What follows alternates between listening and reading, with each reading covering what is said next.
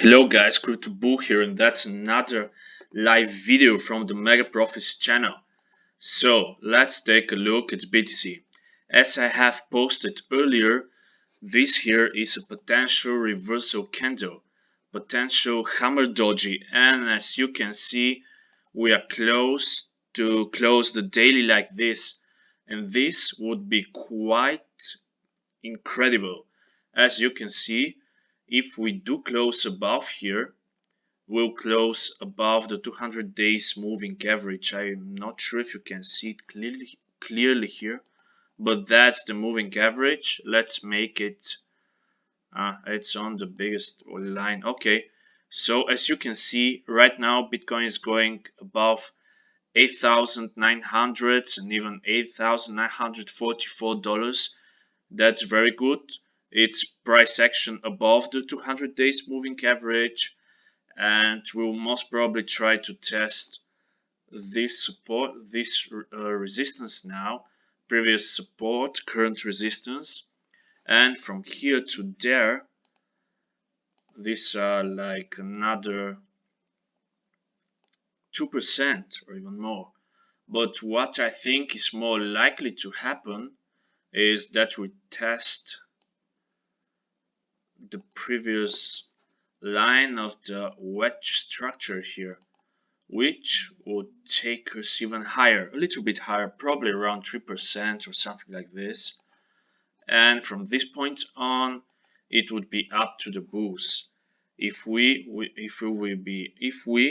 actually be able to come at the resistance, have price consolidating here, and return back into the wedge. If this happens, well, this would be a classical shakeout event, and most of the people would be shaken out around here. Yes, this week was quite brutal. A lot of people were incredibly bearish here, and they were thinking that we are going for 7K or even lower. From what I can see now, there is still no guarantee. Yes, we can go lower, and this might just be a bearish retest, and then we come here and go lower. But until this happens and until we have a confirmation, I think that we are good to go, and that's really good. This hammer doji that's about to happen is really good. What we need now is another close on the daily above this candle's close, and we should be out of the woods for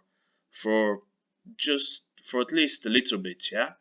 What I want to show you as well is if we use the Fibonacci retracement tool,